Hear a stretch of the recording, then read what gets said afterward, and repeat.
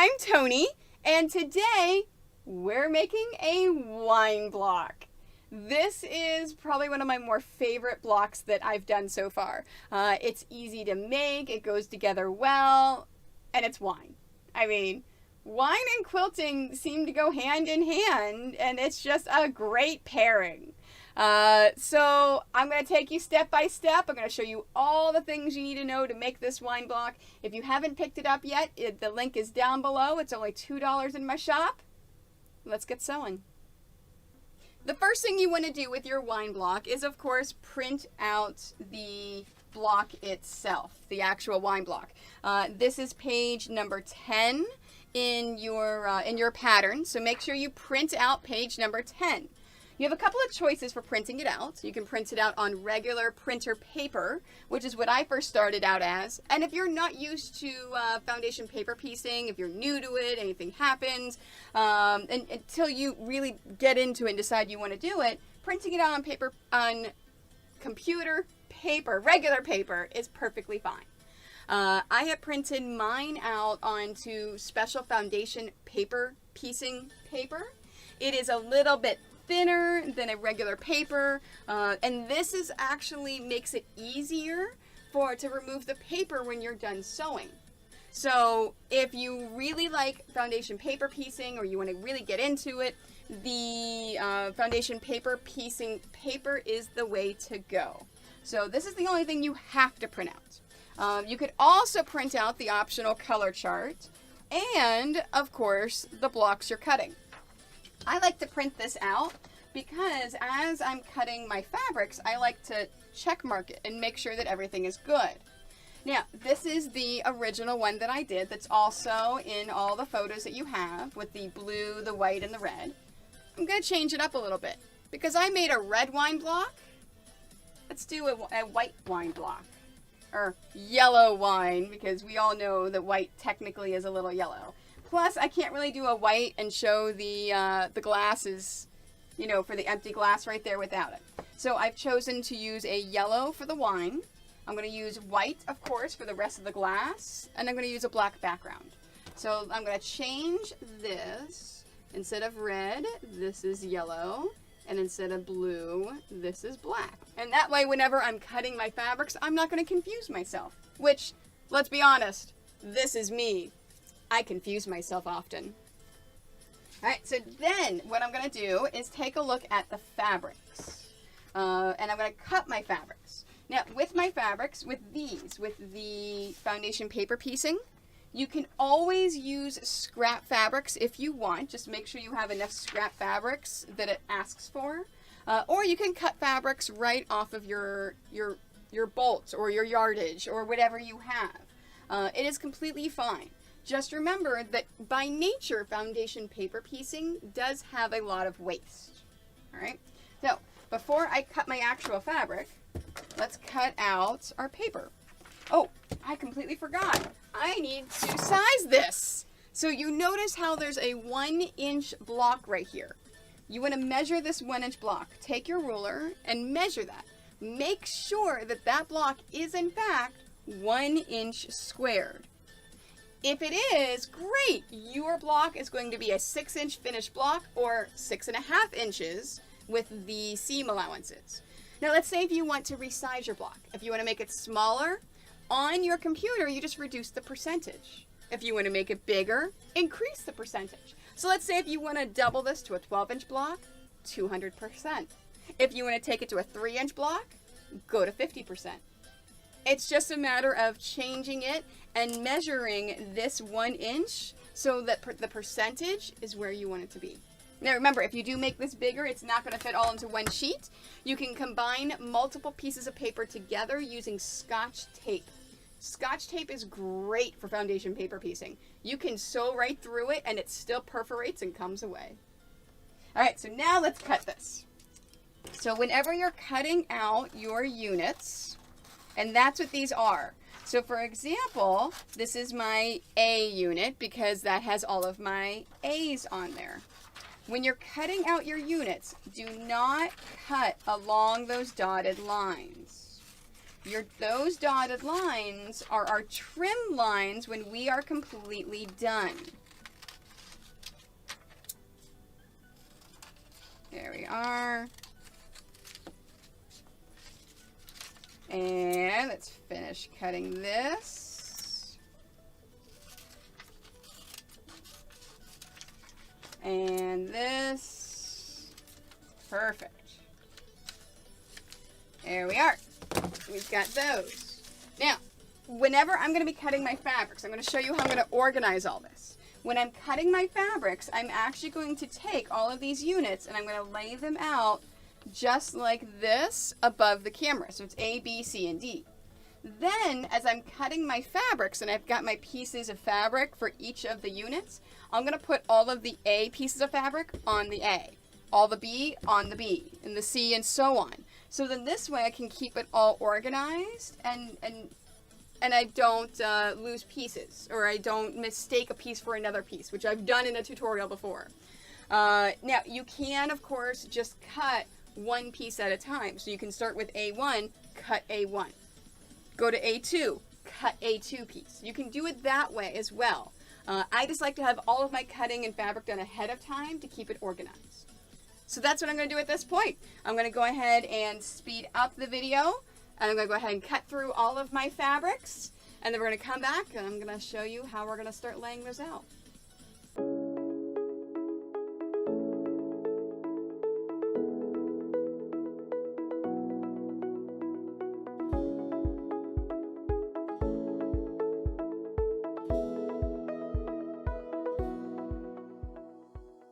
And our fabric is cut. So what I'm going to do is I actually have my marked sheet off to the side over here and underneath my color chart. And then that way, as I go back and forth and I attach my pieces on here, I can verify that, okay, that color goes here, this color goes there. All right, so I'm going to move them up. Let's start with the A units. We're always going to start with the A1 block. Our A1 block in this case is our white piece. Now, whenever you're assembling these, you always want to go right side to right side for fabric, but wrong side to wrong side for the pattern to the fabric, for the paper to the fabric. So in this case, because we want to make sure we see it like this, all right? So this is how it is, and our fabric's going to go up here. So we're actually making a mirror of our actual pattern. Now, my white is a solid, so you really can't do anything. So I'm going to show you on a black piece. So my black, if you've never dealt with terminology of fabric, this is your right side of your fabric. This is your wrong side of your fabric. So the right side of your fabric has all the color on it. So whenever I want to put this directly onto my paper, I want to have it so the wrong side of the paper is touching the wrong side of the fabric. Okay? Now, if we're doing the case of this one, well, it's a solid. It doesn't make a difference. Now, I'm going to use some fabric paper piecing glue. This is actually English paper piecing glue, but I like to use it for foundation paper piecing for the initial blocks. It is a water-soluble glue, so any really water-soluble glue will work just as well. So I'm going to put a little bit of glue on the paper. And then I'm taking my fabric and I'm centering it over where I put the glue. And then I'm just going to smooth that into place. Now, it doesn't have to be perfect. So it doesn't have to be perfectly straight. You just have to make sure that it's centered. So here's our A1 piece. You just have to make sure that that piece of fabric completely covers that A1 with a 1/4 inch on either side. Now, we're going to add on our A2 piece. Our A2 is the super tiny, tiny little piece in there. So, see that little 2? That's a super tiny little piece. And how we do this is I'm going to take my straight edge, I'm going to line it up on that line, and I'm going to fold this up and put a little crease here, and then fold it over.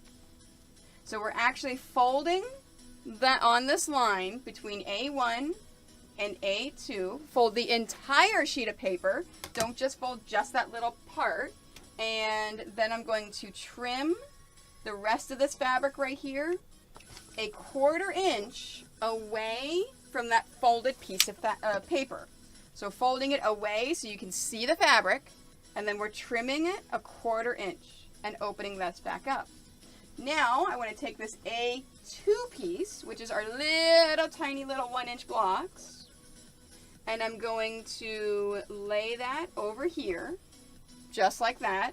And when I open this up, so if I fold this open like this, where if we're, so see how I did, if you're holding it a 1/4 inch, because remember 1/4 inch seam, and then we're folding this away so you can still see that 1/4 inch in there, so you still see this little seam in there, and then flip it over.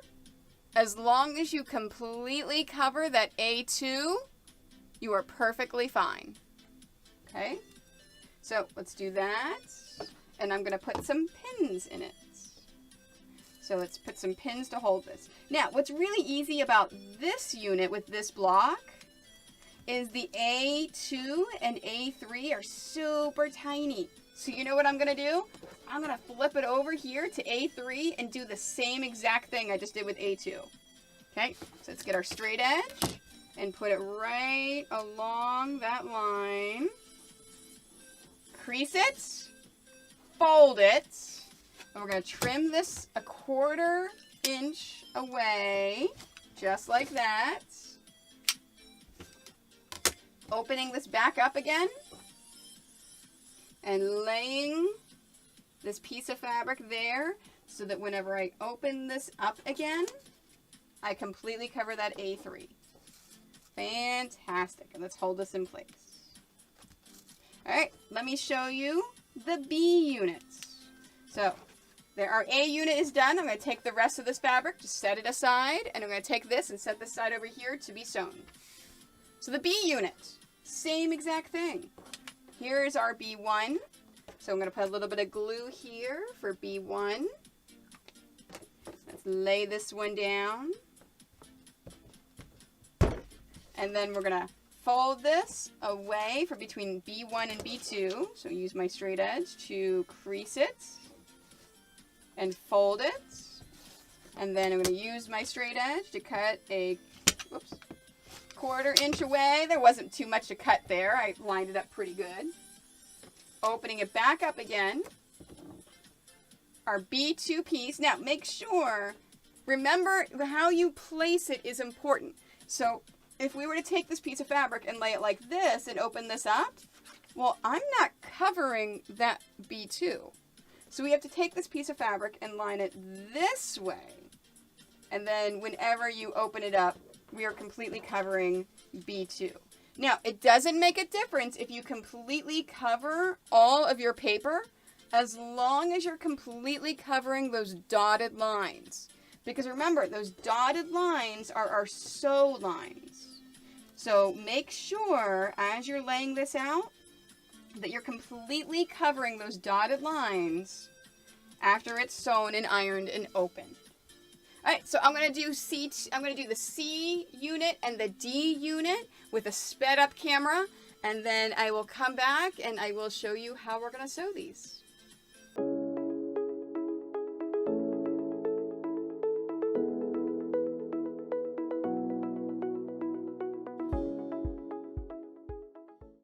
Now, in your foundation paper piecing instructions, it says at this point for your machine to lower your stitch length to 1.6.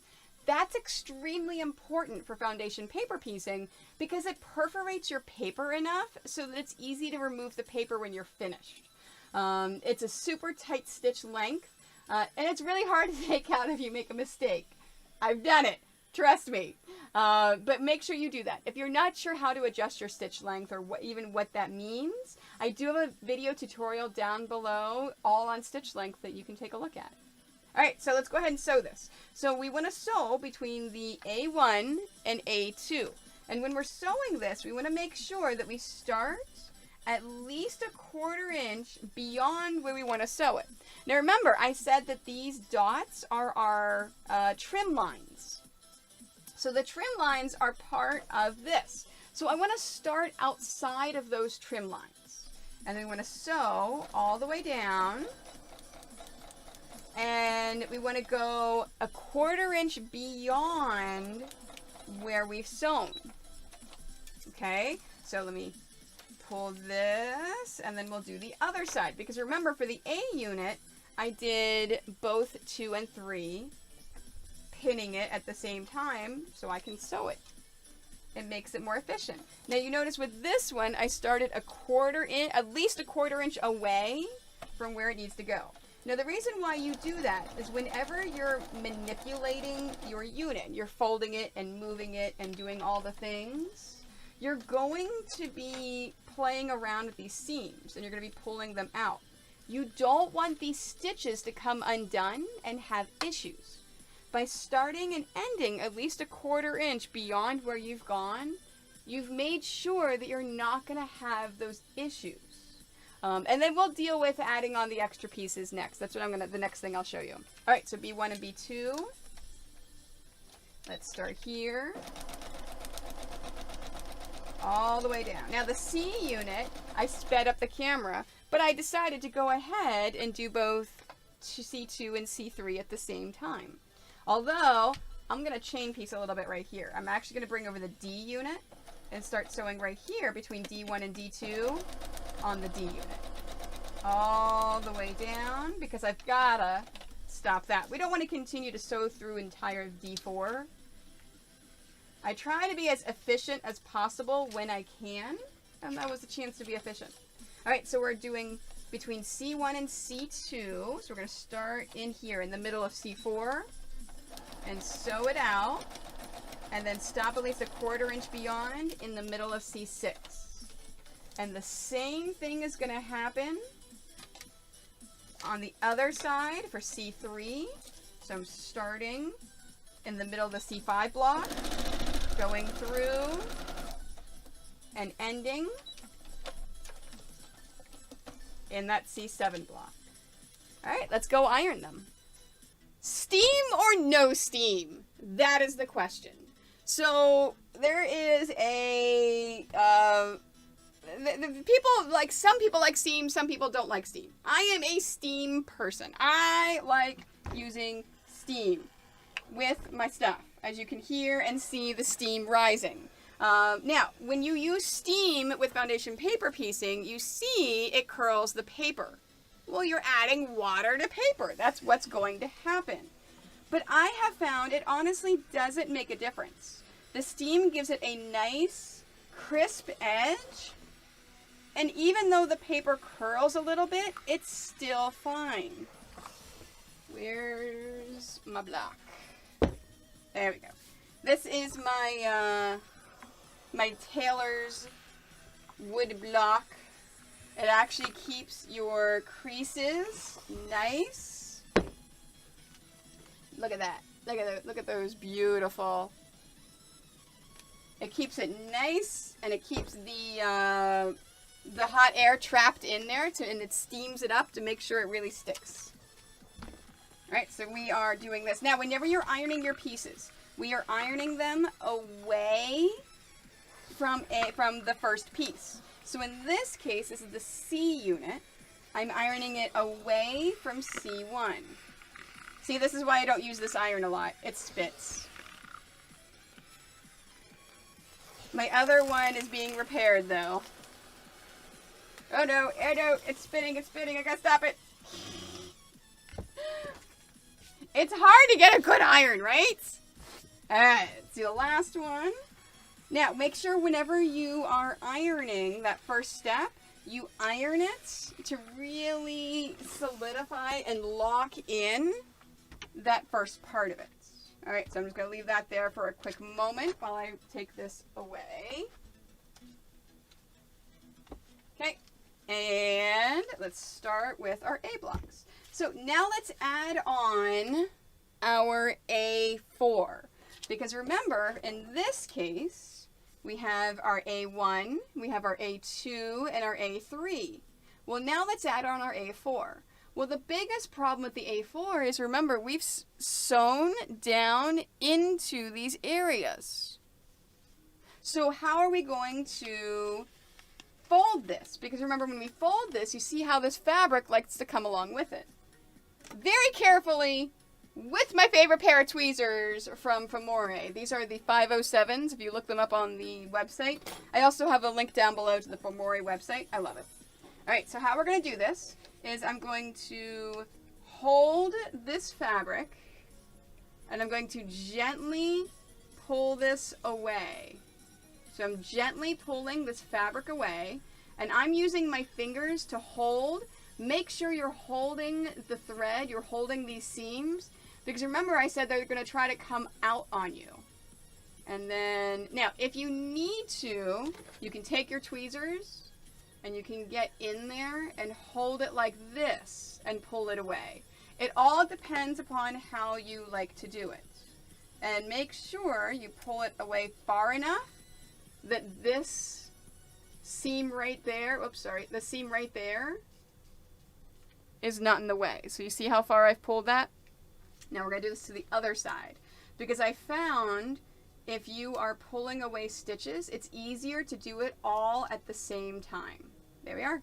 All right, so now I'm going to fold between the A1 and A4. And now it's going to be a lot easier. Oh, let me get my straight edge. I almost forgot my straight edge. There we are. Got my straight edge on there, and I'm using my nails. Now, if you don't have nails to do this with, you can take a pair of tweezers and run a pair of tweezers along there. There we are. And all the way down. There we are. And then we're going to take this, we're going to trim this entire thing 1/4 inch. And it looks like it's mostly trimmed. There was only a little bit there. All right, opening this up again. And then now we're taking our A4 piece. Remember what I said, for the fabrics, you want to go right side to right side. So I'm just going to take this whole thing and I'm just going to center this. So I'm centering this over my A1 piece and then pinning it into place. Let's put another one in there just to make sure. And that's how you add an extra piece. Now for my B piece, B3 is easy. You just fold that, do the same thing. C, let's look at our C piece. I'm going to show you this one and then I'll do the other two and speed up. So this is the same thing for the C unit. You have, I did 2 and 3, okay? Now we have to do 4 and 5. Now this is important that we do this. You're like, but Tony, that's all black. That's all the same color. Why can't I just do a single piece and do that? Because you want these different angles in there. By doing these different layers of the same color, you're adding angles to your piece. So I'm going to hold and pull my paper away from my fabrics while holding my thread so my thread doesn't come up. And then doing the same thing to this side.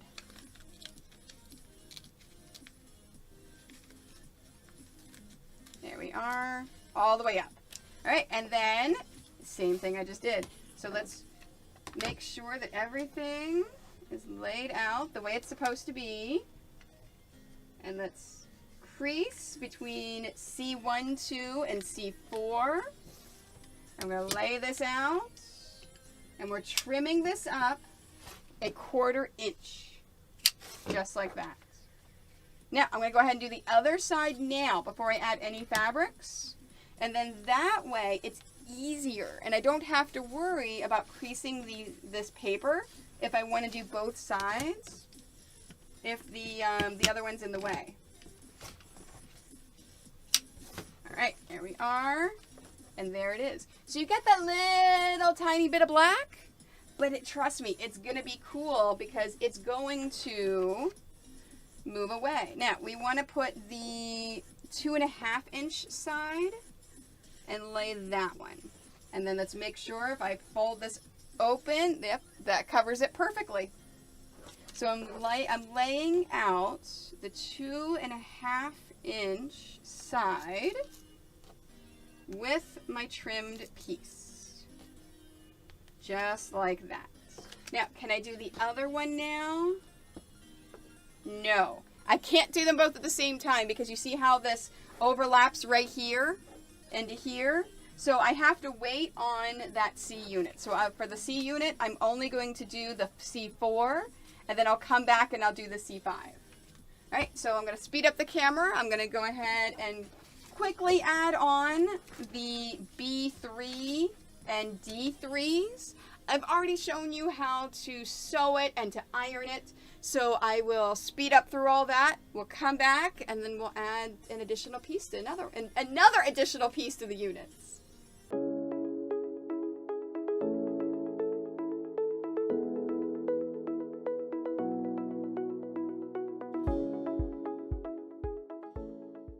For the next piece of the units, we've got the B block B unit is done. So I can take that unit and set it aside.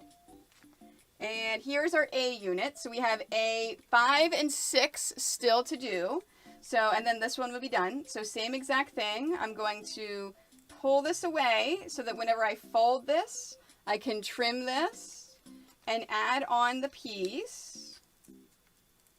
Just like that. And now this one, our C block, our C unit, is our main unit that has a lot of the stuff. So remember, I couldn't do C5 at the same time. Oh, but you know what? I've already trimmed it. So now all I have to do for the C unit is just pick up that piece of fabric, lay it down there, and pin it. And there it is. And our C unit's ready to sew. Now for the D unit.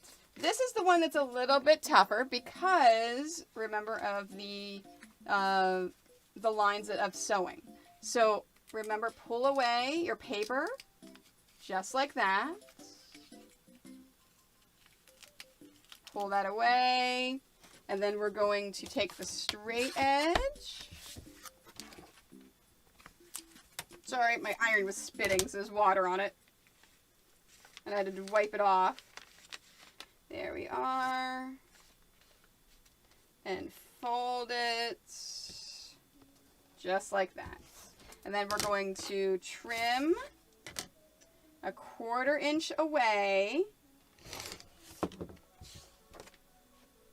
Opening this back up again and taking our entire D4 piece, laying it out just like that, making sure you're centering it over the entire thing, and then pinning it in place. Now, whenever I pin these, I like to make sure that I'm pinning the seams.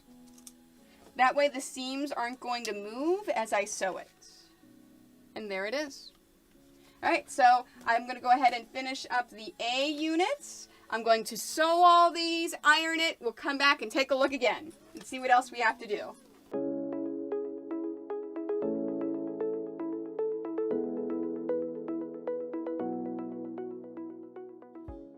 All right, let's take a look at our units. Our A unit is done, so we're going to set that one aside. Our C unit still has one more pass. Our D unit is done, so we'll set that aside. All right, so same exact thing for our C unit. We're just going to hold our fabric and pull our paper away, just like that. Now, if when you're pulling it away, if you see any paper that gets trapped in there, use your tweezers in order to get the paper out. So make sure you don't keep any paper in there if you see it. Go ahead and just get that paper out. Let's pull this one away. I've noticed with the foundation paper piecing paper, I actually get less little bits of paper that get trapped in there, just because it perforates so easily. However, you get stuff like this, where as I'm trying to fold this, it's trying to tear away. So there's benefits and then there's drawbacks. All right, so I'm going to go ahead and finish this C block. So I'm going to get this added on. Oh, really quickly, you notice how there's a little tiny gap right there? That's perfectly okay. Don't worry about it. As long as the gap isn't all the way down here by the paper, if it's up here in your seam allowance, totally fine, totally fine. Okay, so like I said, I'm going to speed this up. I'm going to go ahead and add on C6 and C7, the exact same way I've been showing you. I'm going to sew this, I'm going to iron this, and then we're going to come back, and I will show you how to trim the units and start assembling them.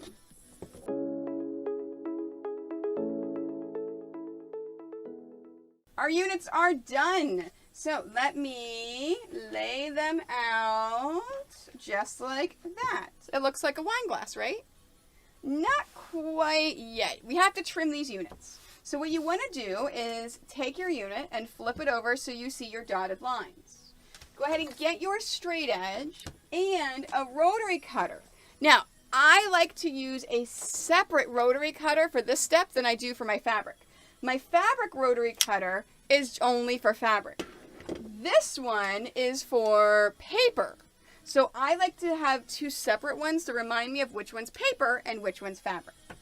So what you want to do is you want to trim along that dotted line. Now, what you're doing is you're trimming this a 1/4 inch away from these solid lines. So something else you can do is just measure a 1/4 inch from those solid lines. But it should be the dotted fabric. Unless, of course, something has happened and you've shifted it and it's not. So there we are. There, and here is our A unit. That looks much better, doesn't it? All right, we're going to do that for all 3 of the units. So I'm going to speed up the video while I am trimming the rest of these. And then after we finish trimming them, we're going to come back and I'll show you how to start sewing your units together.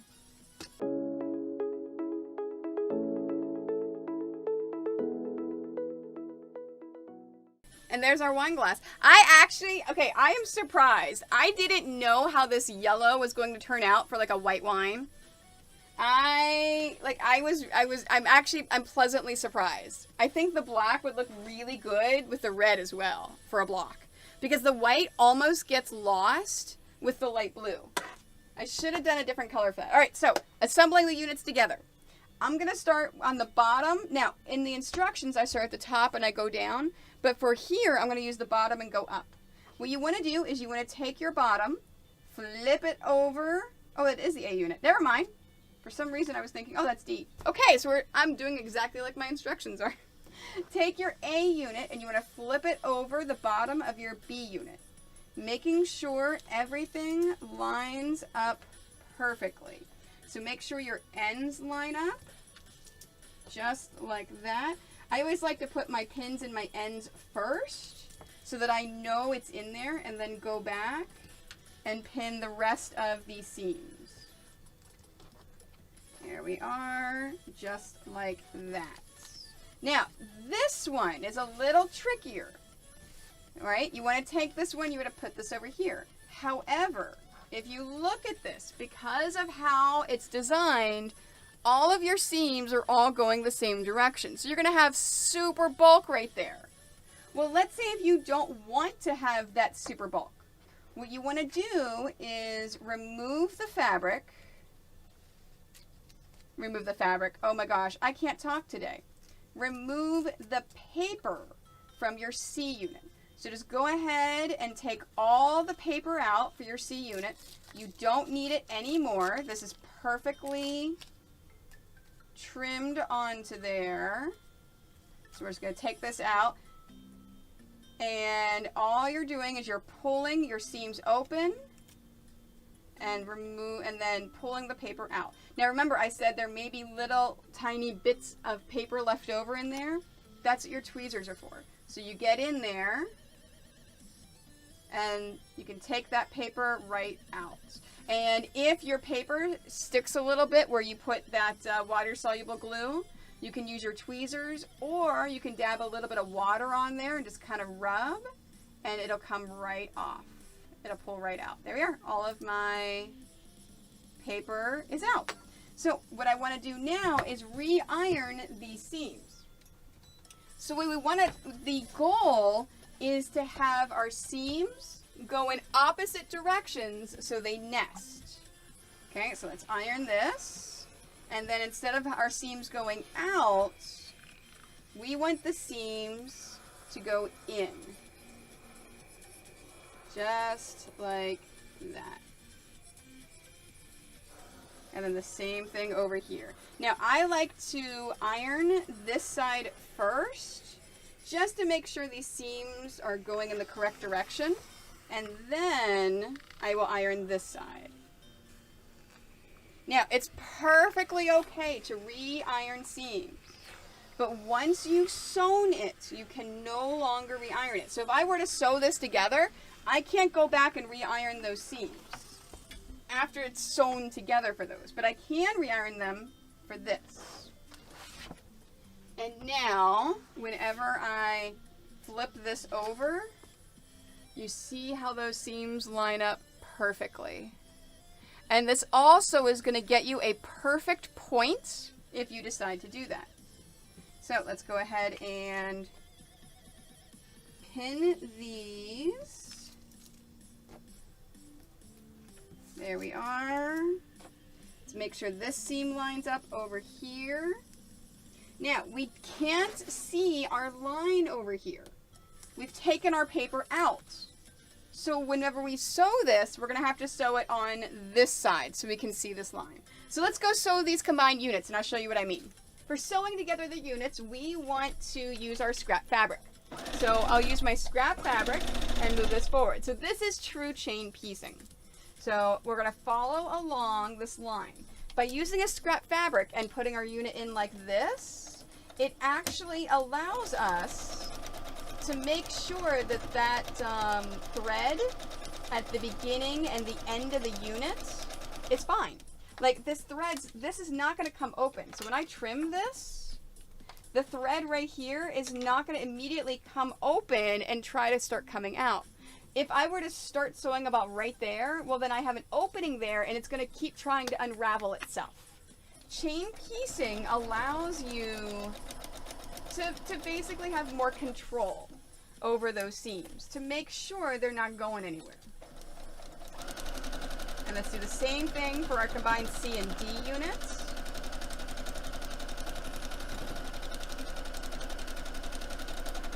And then I'm going to put my piece of chain piecing back in there. All right, let's go iron them. Now I've discovered whenever you're ironing the seams for your combined units, it is so much easier to do it when the paper is gone. You don't need this paper anymore that's in these seams. So at this point, just go ahead and take the paper out. Remove it from the seams from both of the combined units because we're going to iron these seams open. And I've already got it off on that one. So in order to iron it open, well then we're going to be trapping this fabric anyways. And it would be almost impossible to get this paper out at that point. So it does two things. It allows you to iron it easier, but then it also saves you the headache of trying to pull it out whenever it's trapped under something else. There we are. This one's being a little difficult. There we are. And then now this side. It's those curved seams. Well, not curved, the diagonal seams. There we are. Oh, and then I almost forgot this side. There we are. Whoops. There's that one. The center one. And now this one. Perfect. All right, let's iron this. I find the easiest way to iron the seams open is iron it to one side first and then move it. So I'll definitely be using my my tailor's block. Oh, look at those perfect seams. Look at that. You like how nicely that lined up because we changed the direction of the seams for the C unit. All right, so then I'm going to roll this up. And then laying that down. And then open. There we are. Let's put that on there. Same exact thing for the A and the B. Let's go towards the A. Because the A is a smaller unit. Sometimes it's easier to iron towards that smaller unit. There we are. And then we're going to finger press the seam open. Now, there are also tools out there. Clover makes a bunch of amazing tools. If my fingers don't feel heat a lot from the many years in the restaurant industry that I worked. So if your fingers are sensitive and you can't do that, Like I said, there's a few clover things that you can get in order to help you open those seams up. Okay, all right, let's move these over and let's do our last combined seam of the B to the C. So same exact thing. You just have to make sure that everything is all lined up, just like that. Now in this case, let's put the ends, and then I'm going to put one right in the middle, and before I do any other pins, I'm going to check it. So let's look at those seams. Is the center of this right here in the center of my B1 block? And it is. That's perfectly lined up. Nice. All right, and then let's put my other pins in. Same exact thing I just did. I'm not going to show it to you. I'll speed up the video. We're going to go back. We're going to sew this. We're going to go sew all the way down. I'm going to come back and iron it. And then we'll do the block reveal.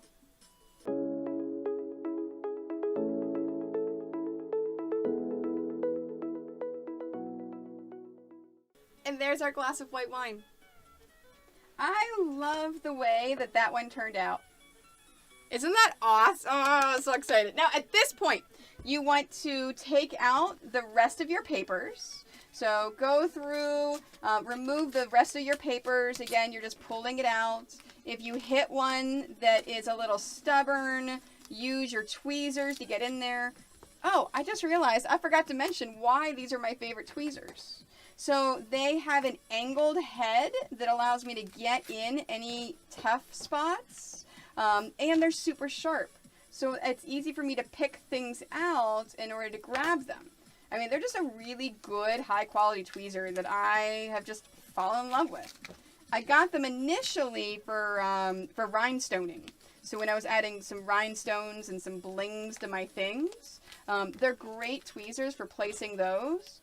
And then when I started foundation paper piecing, I was like, oh, wait, these tweezers work really well with foundation paper piecing as well.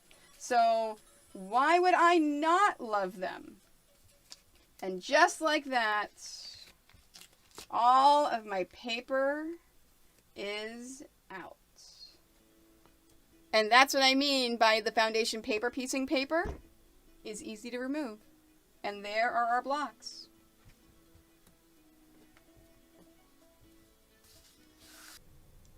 And that's the wine block.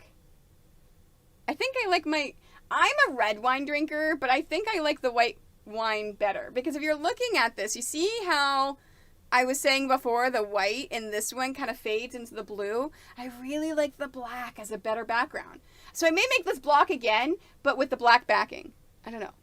So hopefully you learned something. How to make a wine block for foundation paper piecing. Thank you so much for joining me. Don't forget to like this video, follow my YouTube, as well as my Instagram, Facebook, Twitter, my Quite Nerdy Quilters Facebook group, where I tell them everything first. Pinterest